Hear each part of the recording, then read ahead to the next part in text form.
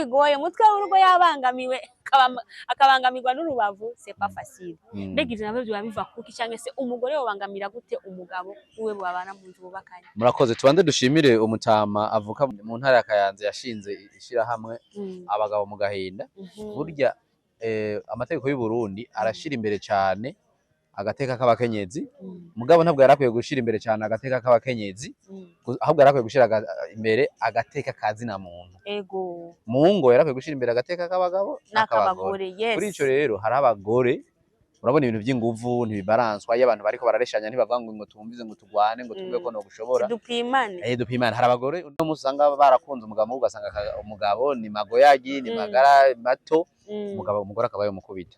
Muri ico gihe rero hari n'umugore usanga yenyura agacupa n'umugabo akanywa agacupa baborewe, umugabo akaba yokubitwa ariko baragwana. Canke ugasanga umugore asanze umugabo mu kabare yicaranye n'abandi bantu bashobora kuba bakorana ku kazi, agaca yibaza ngo nabahabara biwe, agaca amufata akamujana muhira ku nguvu, yamushikana muhira akamukubita. Ariko hanini n'iryo shirahamwe igituma ryashinzwe ndabikurikiranye, hariho ivyaha byinshi abagabo bagirizwa ngo byo gushurashuza abana bakiri bato, byo gushurashuza abakenyezi, mugasanga kenshi bariko bararenganya. Iyo umugabo bashaka kumutwara amafaranga, iyo ari nk'umugwiza atunga, hari igihe umugore n'umugabo bagira umugambi wo kwiba uwundi mugabo, ati urya mugabo ibyo azogusaba byose uzomwemere, hageze rero yuko muja kubonana uzoca telefone. Muri ico gihe umugore kubera bari kuri mission, amaze kugera mu cumba agacamagara umugabo wiwe. Umugabo muri ico gihe bagaca bamufata, bagaca bati wewe tugufasha uri kurasambanya umugore wa naka. Umugabo akavuga ati nyamara nimugende kudupima murabe, ntabwo twigeze dukora ikintu na kimwe. Umugabo akavuga ati wewe uvuga winjiye mu mpimba n'imyaka 25. Ati tugufashe uri ku gitanda mugabo umva ko n'umugore atari wiwawe. Kaba kamaze kuba rero hariho ibyaha byinshi cyane cyane cyo bavuga ngo gushurashuza. Ivyo byaha abagabo ntibakingiwe kuko nta bimenyetso na bimwe, nta n'amasuzuma namwe yimbitse akorwa kugira ngo abagabo babe bohanwa ku cyaha by'ukuri bakoze kandi kigaragara. Kuri ico rero abagabo barakwiye kurenganurwa, kandi mu mico y'umugore n'umugabo, nta mugore n'ubwo basumbye ingufu umugabo yarakwiye gukubita umugabo. Oya.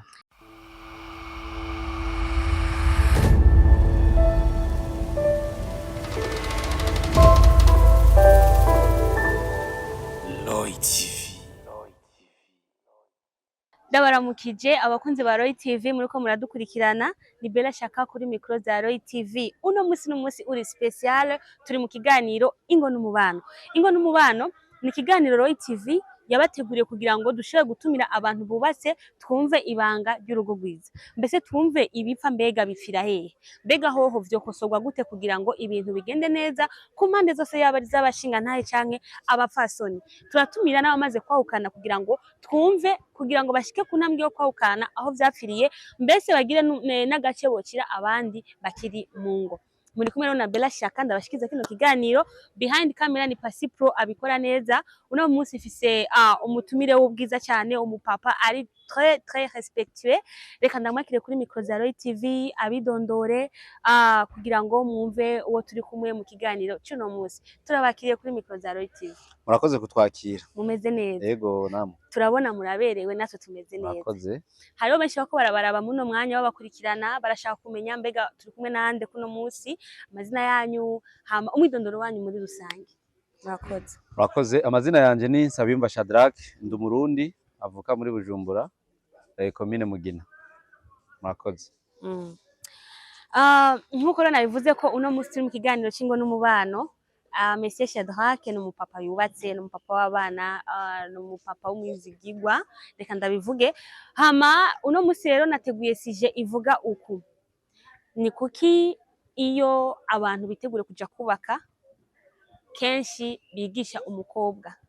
Mbega hoho ni kubera iki iyo ibintu bipfuye muri societe amakosa akenshi atukwa umugore, cyane cyane ukumva ati ngurera nabi ugatukwa n'abakwe, ariko ntaho turumva ati urera nabi ugatukwa n'abakazana. Arono ivyo ntituravyumva. Rero uno munsi rero nico kiganiro ushaka kudevelopa kugira ngo tumenye vyinshi, tumenye ati mbega kubera iki iyo logique societe yayifashe nkuko, mbega yabikuye kuki, hoho ntacyo hinduka. bigumuko canke tugire innovation. Niyo mpamvu natumiye Monsieur Shadrack kugira ngo uno munsi tuyage twisanzuye, mumve icagona, hama ikiganiro uraza kucungukamwo, shira muri commentaire uvuga ati turi kumwe 100%, duheze twimanukire. Monsieur Shadrack, sabwe. Mbega iyo wumvise ijambo urugo uritahura gute? Urugo ko ndabitahura n'abantu babiri, umugabo n'umugore bahuje ivyiyumviro kugira ngo bashobore gushinga umuryango. Kandi urugo ni bangahe? Ni babiri. Murakoze cyane. Mbega Monsieur Shadrack, iyo inkumi n'umusore bashimanye bagakundana bakaja mu rukundo, hakagira bavuga bati reka duheze tubumwe, turamaze kubona hari ibintu bitangwa kitchen party, aho umukobwa yigishwa cyane n'abamama bamaze kuba mu ngo. Mbega ni kubera iki umukobwa yigishwa cyane gusumba umuhungu, umusore abagomba bubake? Igituma umukobwa yigishwa cyane gusumbya umusore, ugiye kuraba mu rugo nubwo urugo ari babiri, umugabo afite inshingano ziwe n'umugore akagira inshingano ziwe. Mugabo ugiye kuraba inshingano z'umugore cyangwa se z'umupfasoni novuga nti ni nyinshi cyane gusumbya iz'umugabo, kandi zozo ziri mu mico itandukanye. Gutyo kandi abajejwe ivyo akora byose kubikora yubahisha umugabo wiwe. Niyo mpamvu mu mpanuro bakunda kumuha kenshi, hajya ntibazimuha ngo ni kubera atazi ibyo agiye gukora ibyo ari byo, ahubwo barashiramwo no kubikora yubaha umugabo wiwe. Cyane cyane ko urugo nubwo ari babiri haba harimo le chef de la famille cyangwa se umukuru w'umuryango. Ntabwo uwo ari wese akora ibyo ashaka, bavuga ati ibyo ukora byose bimwe azoba ari ibyo wakoze ku nyungu y'umuryango, ibindi azoba ari ibyo wategetswe n'umugabo. Niyo mpamvu bakunda cyane gushira ingufu ku mukobwa. Mbega aho ko badashira ingufu ku musore agomba aje kubaka, isigura yuko umusore wewe ataruhara afise kugira ngo urugo rurame, kugira ngo urugo rwubakwe rukomere. Nkuko mwavuze ati urugo ni babiri, ariko cyane cyane biraba umugore. Mbega aho umugabo wewe cyangwa se uyo musore wewe ntabwo nawe nyene haba hari ibigaruka bikamuraba kugira ngo? Neza cyane, bose birabaraba kuko bose baba binjiye mu kintu batari bwigere binjiramo na rimwe. Ntabwo ari umukobwa wenyine yarakwiye kwigishwa ibyo agiye gukora ibyo ari byo, kuko n'umusore yarakwiye kubyigishwa, kuko nawe ntazi teorikima arazi ibyo agiyemwo mu majambo, ariko mu bikorwa ntabyazi. Yarakwiye nawe kwegerwa n'abagabo babunyoye, abatama bakamubwira ati nyamara aho ugiye ihoroshe, akamenya ibyo agiyemwo ibyo ari byo. Turumva bavuga bati umugabo ni umutwe w'urugo. Mbega kuba umutwe w'urugo ni gute? Kuba umutwe w'urugo cyambere kimwe no kwiyumvira ico cyose cozanira inyungu urugo muri rusangi, utisize imbere kandi usize n'inyuma, kandi usize n'umugore wawe nyuma. No kuvuga iyo bipfuye burya umugabo niwe yarakwiye kwibazwa ku mwanya wa mbere, kandi iyo bigenze neza ku mwanya wa mbere byari bikwiye gushimirwa umugabo. Niyo mpamvu bakunda kuvuga ati umugabo niwe mutwe w'urugo. Urabona imigenzo y'Abanyafrika, nibaza ko buri muntu wese niko byategerezwa kumera. Hariho ibintu bimwe tugenda dukura muri Bibiliya. Bibiliya iravuga yuko nkuko Kristo ari umutwe w'ishengero, niko n'umugabo ari umutwe w'urugo. Rero kubera ko iyo mpano twayihawe kandi twavutse dusanga biruko, niyo mpamvu baca babishingira ko cyane, akavuga ati wewe uri umutwe w'urugo muri ibi n'ibi. Ariko bitabujijwe ko hariho umuntu ushobora gusanga iyo nshingano atayashoboye. Mbega hoho dufate nyene ku ijambo ry'Imana, kuko ijambo ry'Imana riravuga riti umugabo azokunda umugore wiwe nkuko Kristo yakunze ishengero. Ego. Mbega umugabo yokunda gute umugore we kugira ngo yasire sekirite y'umugore bavuga ati uyu mugore arakunzwe mu mpande zose, devoir yiwe yo gukunda ayefektiwe? Mbega umugabo akunda gute umugore? Yokora iki mu kwerekana ko umugore we amukunda? Murakoze. Ikintu ca mbere ico abantu benshi bacumva gutandukanye, ariko nagenda babwire ikintu ca mbere cerekana ko ukunda umugore no kumuha agaciro. So kubivuga mu majambo gusa. Umuha agaciro mu kumukorera ico cyose cyotuma anezererwa, mu kumukorera ico cyose cyotuma yumva nawe ari umugore mu rugo. Ikindi naco ugakora ibyo byose byotuma agumana icubahiro ciwe nk'umupfasoni.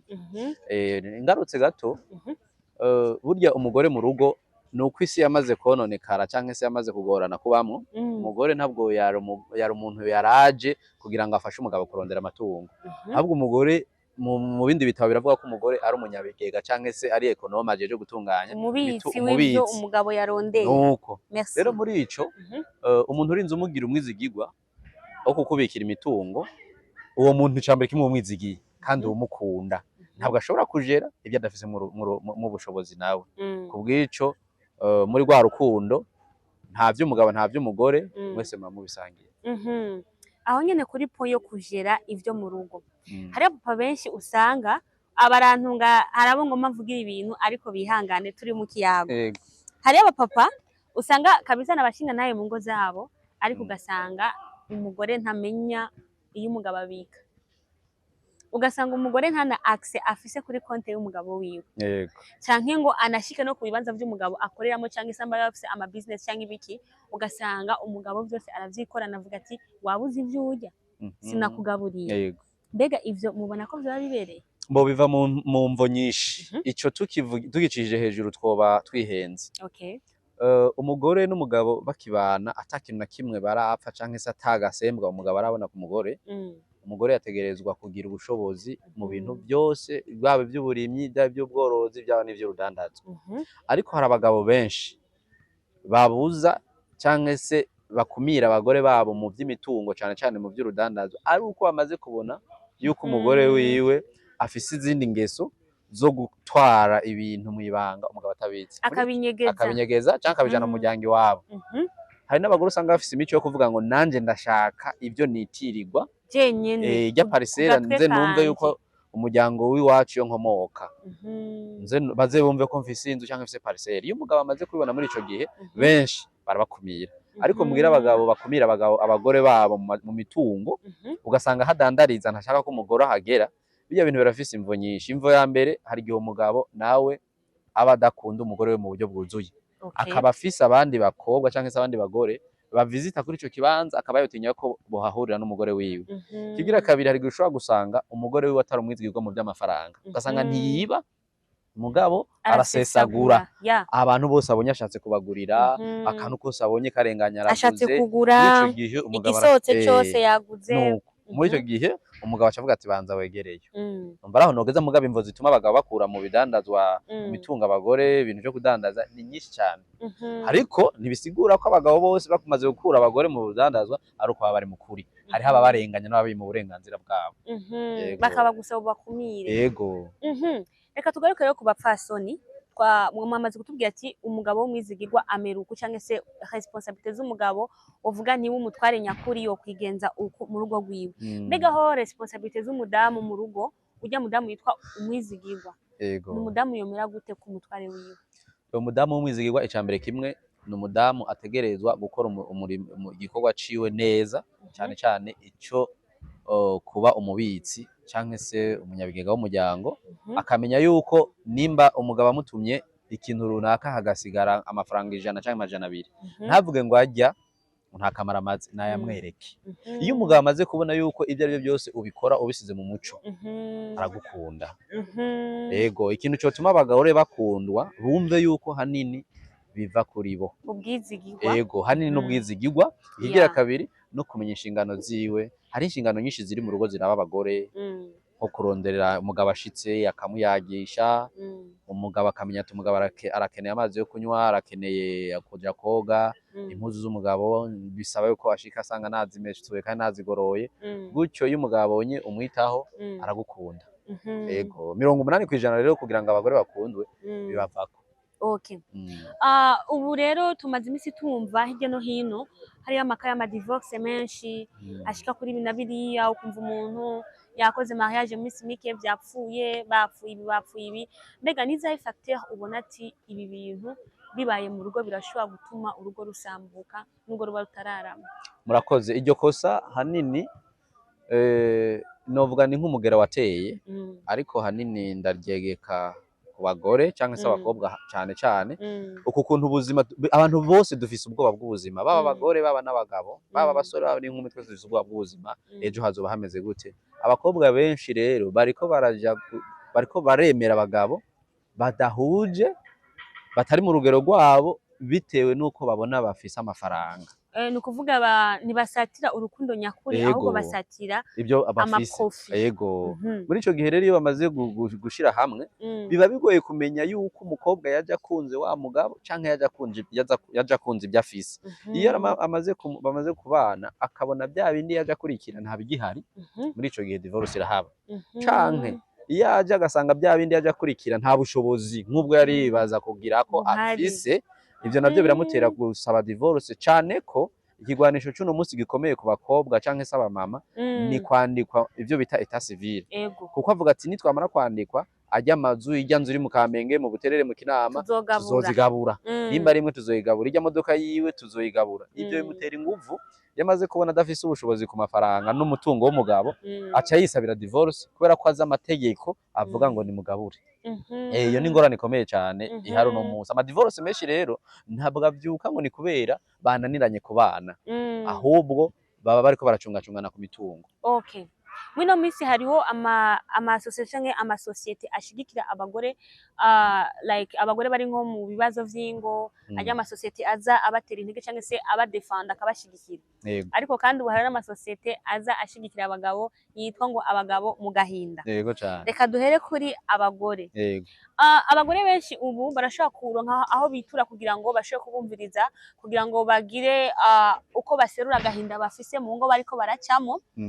Ikibazo cya mbere nza kwibaza ati niki, ni kubera iki iyo tuvuge nk'umugore umugabo wiwe yarenze ibigo, sosiyete ifata ko ivyo bintu bisanzwe?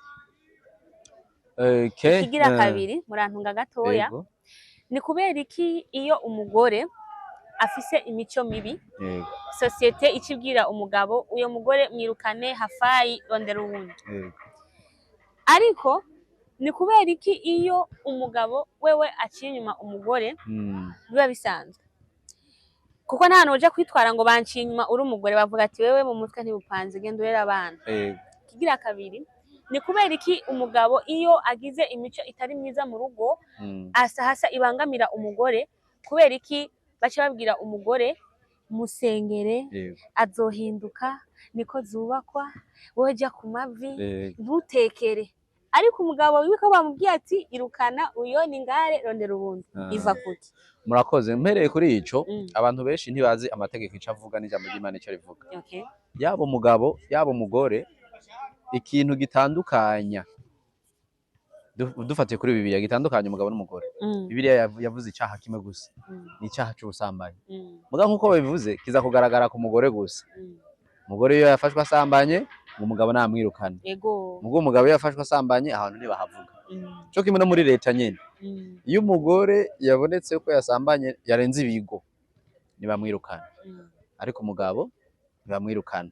Rero abantu bamenye neza yuko umugore imico yose yogira mibi, nimba toba yubaha umugabo, nta tegeko na rimwe ryaba rya leta ryaba iry'Imana rimubwira mwirukana. Ahubwo leta ivuga ati nimba mwananiranywe ku bana mukaba mufise ivyerekana yuko muzohava mutezanya ibibazo hagati yanyu nyene, hakabaho kwicana, gukomerekesanya kwa buri munsi, mwebwe nyene ubwanyu. Hajya divorce ni abantu babiri babihuriyeko, mwebwe nyene ubwanyu nimuze tubatandukanye.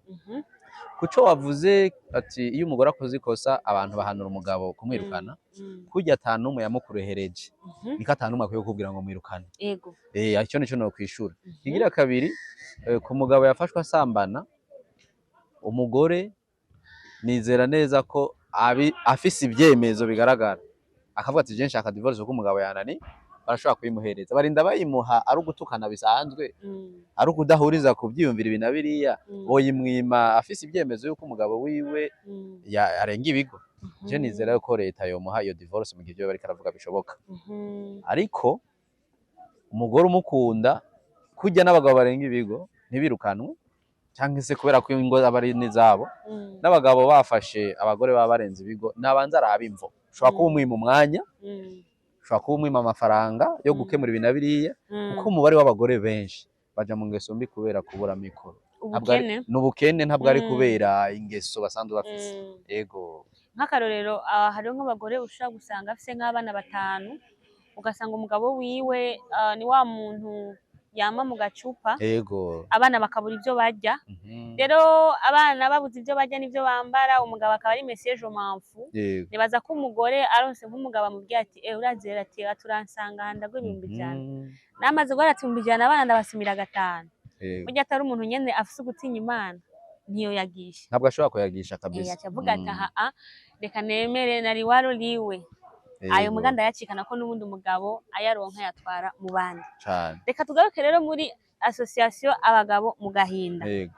Tumenyereye abagore twumva bidoga barakubitwa barakubagurwa agateka k'umukenyezi ose kuru ibintu vyayangaye ubu naho rero hari abagabo mu gahinda mbega abagabo bari mu ngo nabo nyene birashika bakabangamirwa nabo bubakanye. Yego cyane. Nukuvuga umugore akaba ari we muntu abangamira umugabo kuburyo yumva ko yokwitura n'abajeje umutekano bamufashe. Umva ko bigoye mutwe w'urugo yabangamiwe akabangamirwa n'urubavu c'est pas facile. Mbega ivyo nabyo biba biva kuki cyangwa se umugore yobangamira gute umugabo uwe babana mu nzu bubakanye. Murakoze tubanze dushimire umutama avuka mu ntara ya Kayanza yashinze ishira hamwe abagabo mu gahinda. Burya amategeko y'u Burundi arashira imbere cyane agateka k'abakenyezi mugabo ntabwo yarakwiye gushira imbere cyane agateka k'abakenyezi ahubwo yarakwiye gushira imbere agateka kazina muntu. Ego mu ngo yarakwiye gushira imbere agateka k'abagabo n'akabagore. Yes. Kuri ico rero hari abagore urabona ibintu by'inguvu ntibibaranswa iyo abantu bariko barareshanya ntibavuga ngo tumvize ngo tugwane ngo tuvuge ko no gushobora dupimane dupimane. Hari abagore no musanga barakunze umugabo ugasanga umugabo ni magoyagi ni magara mato umugore akaba yomukubita. Muri ico gihe rero hari n'umugore usanga yinywera agacupa n'umugabo akanywa agacupa baborewe umugabo akaba yokubitwa ariko baragwana canke ugasanga umugore asanze umugabo mu kabare yicaranye n'abandi bantu bashobora kuba bakorana ku kazi agaca yibaza ngo nabahabara biwe agaca amufata akamujana muhira ku nguvu yamushikana muhira akamukubita. Ariko hanini n'iryo shirahamwe igituma ryashinzwe ndabikurikiranye hariho ivyaha byinshi abagabo bagirizwa ngo byo gushurashuza abana bakiri bato byo gushurashuza abakenyezi mugasanga kenshi bariko bararenganya. Iyo umugabo bashaka kumutwara amafaranga iyo ari nk'umugwiza atunga hari igihe umugore n'umugabo bagira umugambi wo kwiba uwundi mugabo ati urya mugabo ibyo azogusaba byose uzomwemere hageze rero yuko muja kubonana uzoca telefone. Muri ico gihe umugore kubera bari kuri mission amaze kugera mu cumba agacamagara umugabo wiwe umugabo muri ico gihe bagaca bamufata agaca bati wewe tugufasha uri kurasambanya umugore wa naka umugabo akavuga ati nyamara ni mugende kudupima murabe ntabwo twigeze dukora ikintu na kimwe. Umugabo akavuga ati wewe uvuga winjiye mu mpimba ati tugufashe uri ku gitanda mugabo umva ko n'umugore atari wiwawe kaba kamaze kuba rero hariho ibyaha byinshi cyane cyane cyo bavuga ngo gushurashuza ivyo byaha abagabo ntibakingiwe kuko nta bimenyetso na bimwe nta n'amasuzuma namwe yimbitse akorwa kugira ngo abagabo babe bohanwa ku cyaha by'ukuri bakoze kandi kigaragara. Kuri ico rero abagabo barakwiye kurenganurwa kandi mu mico y'umugore n'umugabo nta mugore nubwo basumbye ingufu umugabo yarakwiye gukubita umugabo. Oya hariho akandi gahinda abagabo bogira muga ntibavuge.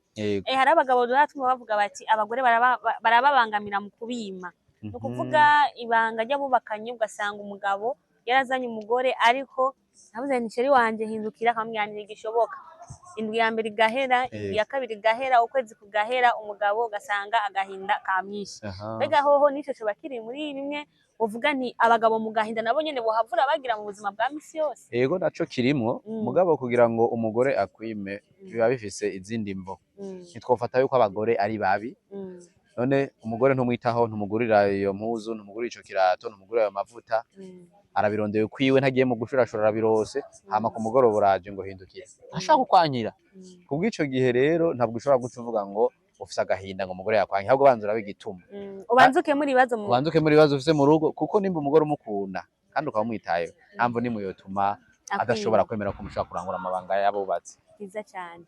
Reka tuse nk'abasozera kigano cyacu no munsi cingo n'umubano mwogira ijambo mwohanura abantu bose ko badukurikirana bubatse n'abiteguye kuja muri rusange. Yego murakoze ico no hanura abariko baritegura kubaka izabo yaba ku ruhande rw'abagabo n'uruhande rw'abagore niba iyo projet bagire bakore niba ikore basize imbere urukundo umugore akundire umugabo ikwamubona ari ntamukundira amafaranga canke se amarongo, n'umugabo akunde umugore uko ari, cyane cyane araba ati mbe uyu mugore wanje ejo niyaba ariko arasaza eske ihindagurika ryiwe nzogihanganira, kuko abagabo benshi bararenga ibigo bivanye nuko babonye abagore babo ariko baragenda bahinduka, bya bisusu biragiye, kagasura karabayemo iminkanyari. Nibamenye yuko urukundo ari ikintu gikomeye cyane. Abagabo ntibaraba ubwiza bw'uno munsi, n'abagore ntibaraba amatungo, ko amatungo arahera, kandi amatungo arashobora kuboneka. Nibakundane baje ku bagabo bafise amikoro make mugabo bakunze, ejo urashobora kuzoronka amafaranga, urugo rukagenda neza. Muri ico gihe rero ikindi naco no bahanura, iyo bagize ibibazo abo kubimara ba mbere nibo nyene ubwabo ari babiri, iyo binaniranye ntibaje gushira divorce imbere, nibagerageze kurondera abavyeyi, iyo umukobwa akomoka n'iyo umuhungu akomoka, abahuze kandi byose biragenda neza mu gihe basize urukundo imbere. Murakoze. Nziza cyane. Reka rero tumushimire Monsieur Shadrack ku mwanya we yaduhaye kugira ngo aze kuri micro za Royal TV abane natwe tuyage kutuntu n'utundi twingo n'umubano. Behind camera to kumwe na Pasi Pro ni je Bella Shaka yari kuri micro za Royal TV. Ndabifuza kugira aho muba mwubahwe, hama Imana ibahezagire cyane. Duriye muri commentaire na mutaragira subscribe please, udakanze ngaho hari s'abonner, active cloche kugira ngo nihaje iganiro cyose kuri Royal TV babikumenyeshe muri ako kakuzo kawe. Turabakunda, turi kumwe. Royal TV weekend, bye bye.